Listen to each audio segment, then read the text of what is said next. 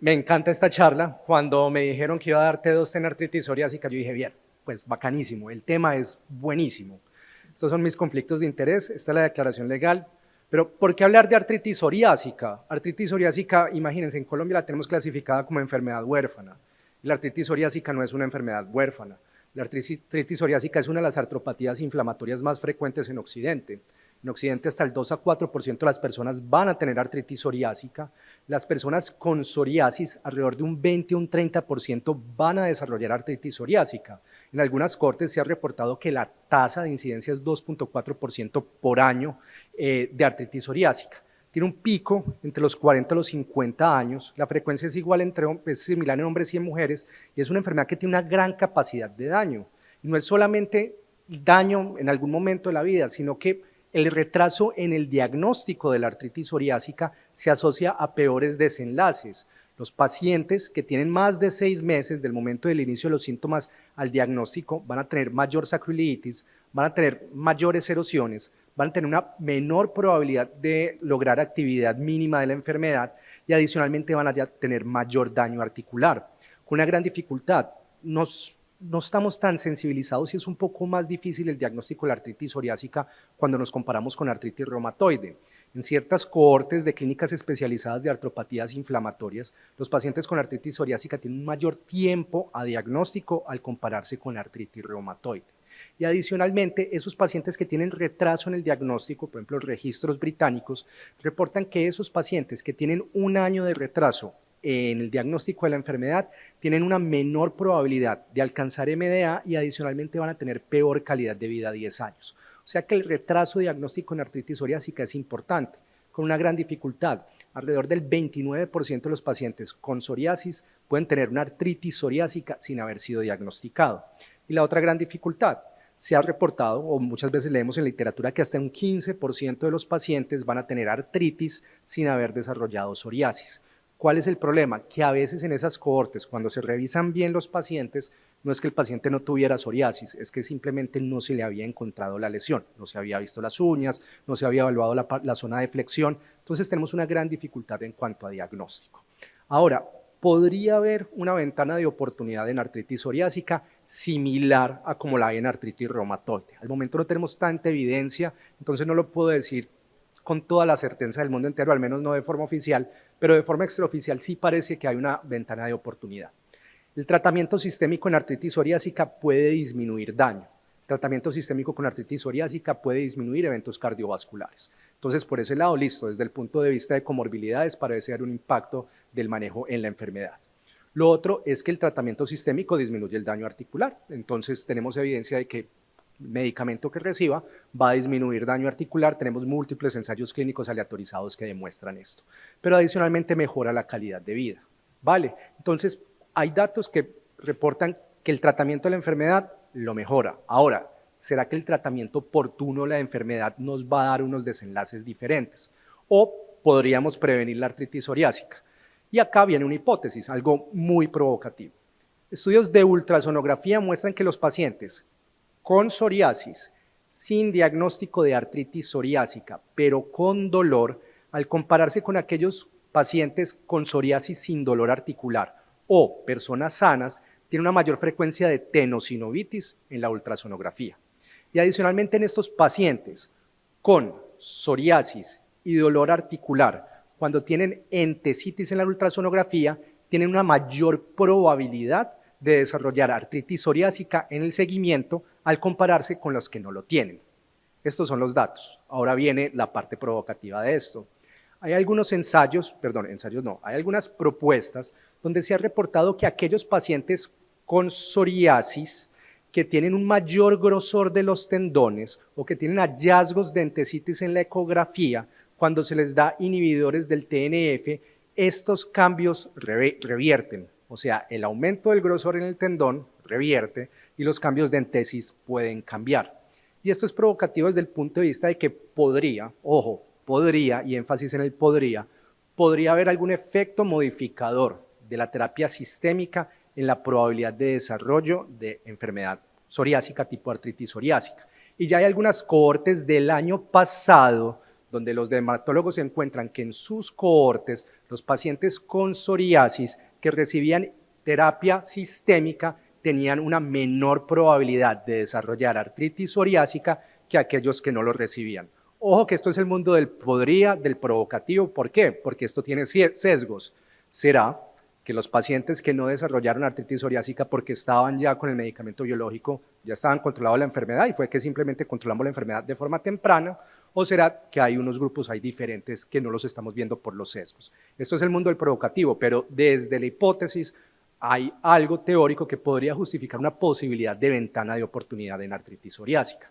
Entonces, me voy a robar una diapositiva de la charla pasada, el panorama actual de las artropatías inflamatorias. Si volvemos y revisamos, estamos hablando siempre de T2T, estamos buscando remisión, baja actividad, tenemos que tener en cuenta los desenlaces reportados por los pacientes, tenemos que valorar riesgo, beneficio de las intervenciones que estamos dando y la tolerancia de nuestros pacientes hacia los medicamentos y tener en cuenta el sistema de salud.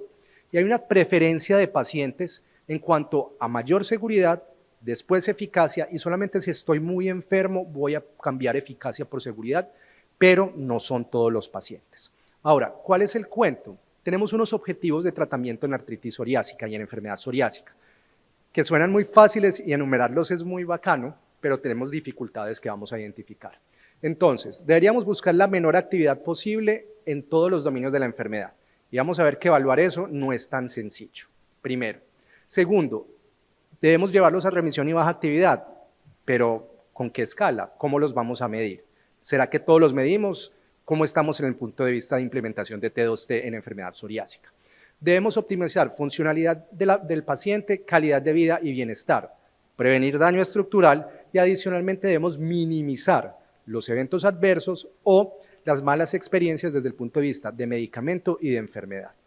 Pero ¿cuál es el problema? La enfermedad psoriásica es compleja, es heterogénea y por eso a veces a la gente no le gusta mucho manejar enfermedad psoriásica, porque es que no es solamente la parte articular, sino que la parte cutánea, y cuando hablamos de la parte cutánea no se nos puede olvidar la parte de uñas, que para uno parece una bobada, pero por ejemplo yo tengo un paciente que trabaja con sus manos, tiene una artritis psoriásica muy leve, su principal problema son sus uñas. Él trabaja con las manos, vive de las manos, hace cosas con las manos y dice, estas dos uñas a mí se me ven terribles y eso me afecta a mí en la calidad de vida.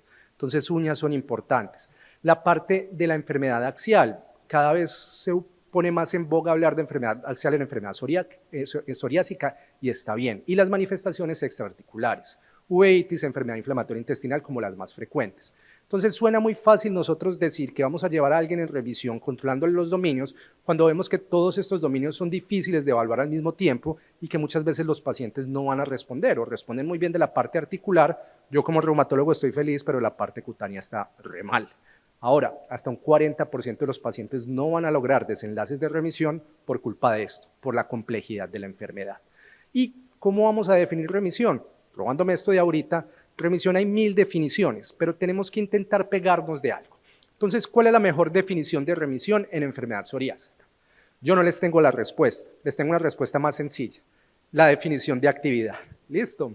Entonces, actividad es cualquier cosa que se defina como síntomas que le causan molestia o una magnitud que es inaceptable tanto al paciente como al médico.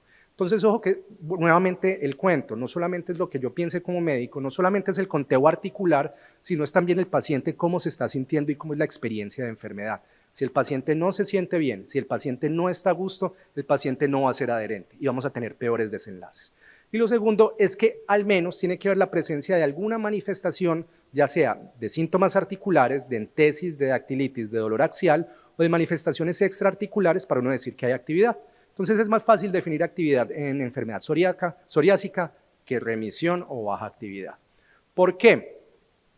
Porque Grappa y los expertos han llegado a un consenso que debemos hablar más de MDA y DAPSA, pero es por consenso, es por la evidencia que tienen publicada, porque hay otros desenlaces que vamos a mencionar, pero todavía no tenemos un desenlace perfecto. Empecemos primero con Minimal Disease Activity. Minimal Disease Activity es muy interesante, 7 puntos, la parte del recuento articular, articulaciones dolorosas, articulaciones inflamadas, la parte del compromiso cutáneo, la valoración del paciente del dolor, la valoración de la enfermedad, la funcionalidad con el HAC y entesis, ¿vale? Es muy interesante porque MDA fue utilizado en el TAICOPA, y ya vamos a mencionar ahorita TAICOPA, fue utilizado como uno de los desenlaces para evaluar T2T. De hecho, hasta el momento, el primer ensayo clínico aleatorizado donde se evaluó T2T en enfermedad psoriásica.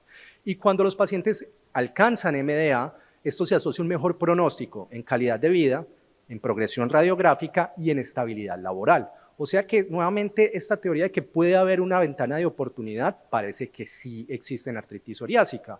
Si yo llevo un paciente rápidamente de MDA, va a tener mejor pronóstico, va a tener menos progresión radiográfica y va a tener menos discapacidad de la enfermedad. Entonces parece que sí hay una ventana de oportunidad. Ahora, parece que hay una alta correlación del MDA con los niveles de vida que el paciente considera aceptable, pero esto no es perfecto y lo vamos a mencionar más adelante. Y hay una definición aún más estricta, Very Low Disease Activity, BLDA, que es cumplir 7 de esos 7 criterios. Si uno cumple 5, está en MDA, que sería como un estado de baja actividad. Este desenlace se utilizó en el TAICOPA. TAICOPA es muy interesante. TAICOPA toman pacientes y los dividen en un grupo que va a recibir terapia estándar, y la otra un grupo de un seguimiento más estricto con revisión cada 4 semanas con escalamiento de la terapia. Y ellos que encuentran que aquellos que estaban en el grupo estricto tenían unos mejores desenlaces, tenían una mayor probabilidad de alcanzar una CR20, ¿vale? Siempre buscando minimal disease activity. Y adicionalmente tenían una mayor probabilidad de alcanzar a CR50, a CR70, PASI 75 y mejor calidad de vida. Listo. Problema del TAICOPA. Había una mayor frecuencia de eventos adversos.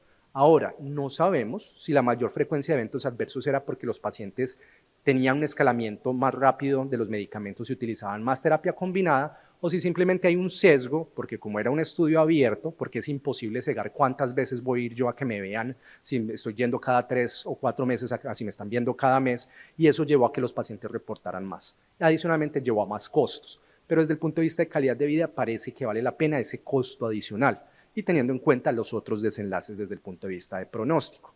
Entonces, T2T parece que existe en enfermedad psoriásica, T2T parece tener un beneficio, pero nuevamente T2T no es tan sencillo con enfermedad psoriásica. ¿Por qué? Este cuadro terrible resume algunas de las clinimetrías que nosotros tenemos para evaluar enfermedad psoriásica. Y si ustedes ven, no hay clinimetría perfecta, no hay clinimetría que me evalúe todos los dominios de la enfermedad, al menos viéndolos desde reumatología. Tengo el MDA, que ya lo mencionamos, tenemos DAPSA, que es un desenlace muy pegado de la parte articular que evalúa reactantes de fase aguda, pero no le interesa la dactilitis o la entesitis. Tenemos PASDAS, tenemos EPDAI, algunos evalúan la parte axial, pero dejan otras partes por fuera, incluso algunos son engorrosos para hacerlos en el día a día. Por ese motivo, las recomendaciones es utilizar MDA y DAPSA porque son los que tienen un poquito más de carga de evidencia, aunque los otros también lo tienen, y porque son un poquito más sencillos. DAPSA tiene la calculadora y MDA es intentar aprenderse esa lista o tenerla por ahí. Tienen sus similitudes, pero también tienen sus diferencias. MDA me deja por fuera la parte de reactantes de fase aguda y no me evalúa la parte axial, pero me tiene en cuenta la parte cutánea. DAPSA es un desenlace muy articular, muy de recuento articular, muy de PCR, ambos tienen valoración del dolor, ambos tienen valoración del paciente por parte de la enfermedad, pero si no han notado, parece que a MDA y a DAPSA les falta algo. ¿Qué les falta? La parte axial, ¿vale? El paciente desde el punto de vista de valoración global, uno dice por ahí podemos capturar algo desde el punto de vista axial, pero no están diseñados para esto. Y sí, el compromiso axial en enfermedad psoriásica no es tan frecuente, pero sí existe. Entonces, ¿qué hago con ese subgrupo de pacientes que se me queda por fuera?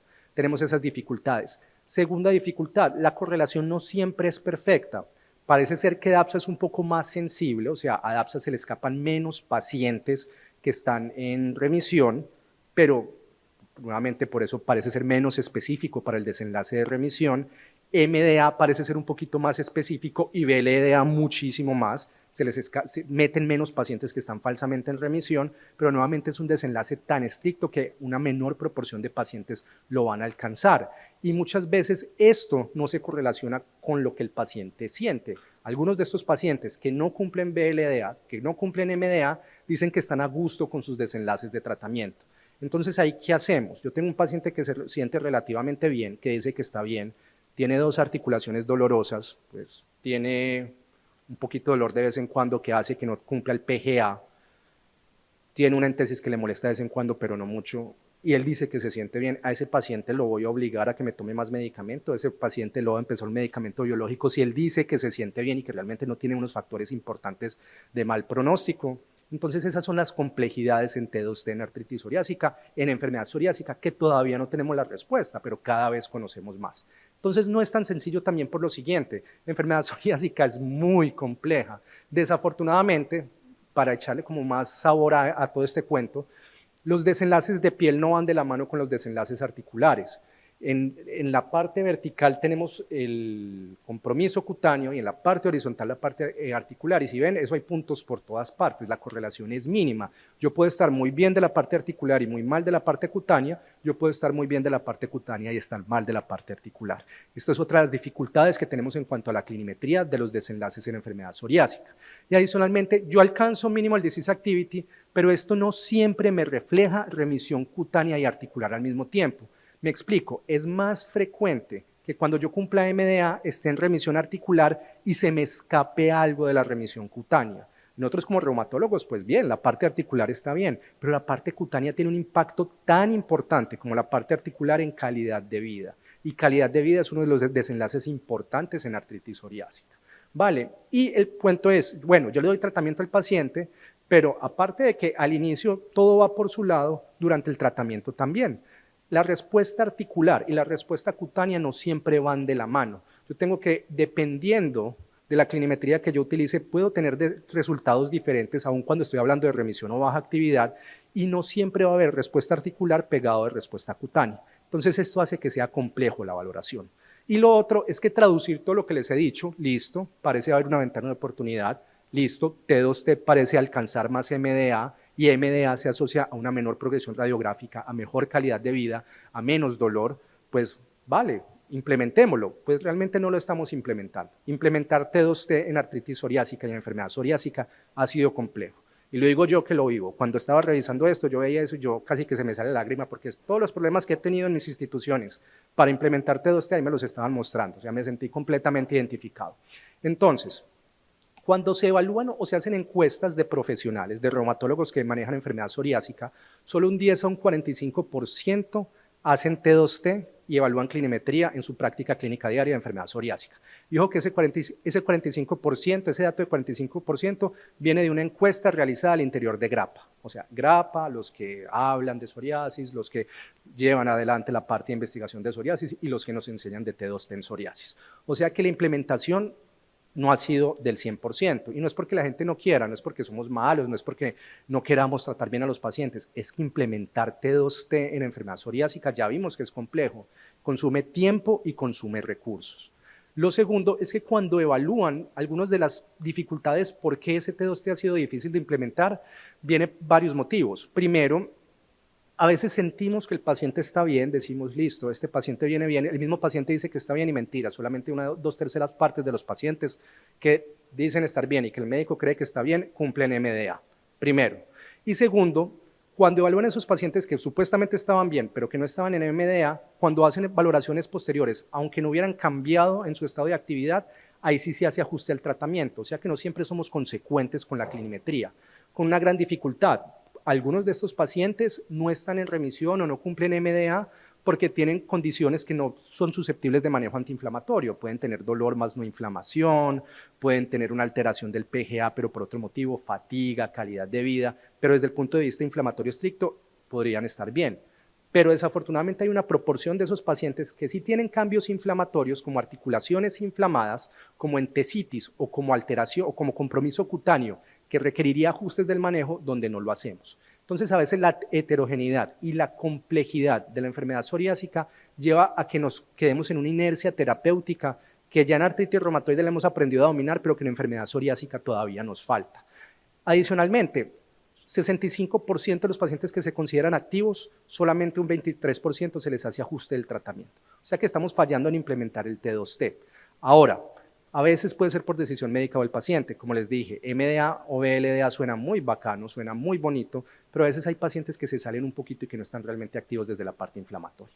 ¿Qué podríamos hacer para solucionar esto? En artritis psoriásica y en enfermedad psoriásica todavía no tenemos la respuesta, pero sí nos podemos robar información de artritis reumatoide.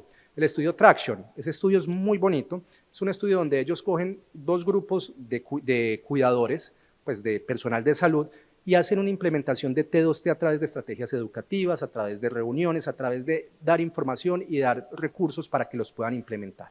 Y aquel grupo que tiene esa estrategia educativa intensiva, donde los llevan a un meeting, donde les enseñan, donde les escuchan cuáles son sus dificultades para implementar el T2T y buscan las formas de solucionarlo, tiene una adopción del T2T hasta de un 46%, al compararse con el 14% en el grupo que no recibieron las intervenciones, con un mantenimiento de esa estrategia de T2T del 50%. Entonces, parece ser que si yo educo y si doy las herramientas y si resuelvo las limitaciones al T2T, la gente sí lo quiere implementar. No es que no queramos, es que a veces es difícil. ¿Por qué? Por las barreras, complejidad, la heterogeneidad de la enfermedad, ya vimos las dificultades de las clinometrías que tenemos, no tenemos una clinometría perfecta.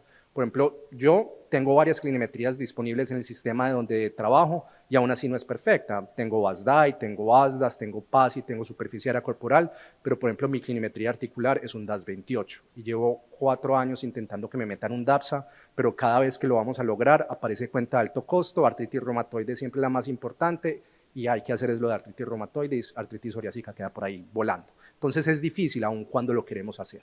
Lo otro es los factores de organización. Muchas veces hay organizaciones que limitan. Usted es reumatólogo, la parte cutánea le toca al dermatólogo, que él vaya y busque su dermatólogo.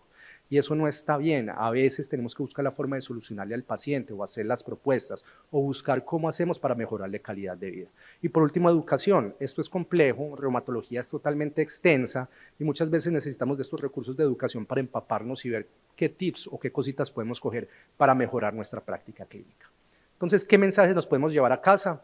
Existe un racional para implementar T2T en enfermedad psoriásica, hay experiencia de otras enfermedades y TICOPA apoya esto. Por el momento MDA y DAPSA son como las que más están ahí, pero si se está utilizando algún otro desenlace se puede utilizar porque estos son los recomendados, pero todavía no hay un REI, todos son imperfectos, hay que tener en cuenta las limitaciones de cada uno. Tenemos un reto para poder evaluar todos los dominios y poder intervenirlos de forma adecuada y hay mejores desenlaces con T2T. Ahora, el costo, los mayores efectos adversos, el costo al sistema de salud, pero parece que sí vale la pena. ¿Por qué? Menor progresión radiográfica, mejor calidad de vida y mejor desenlace laboral.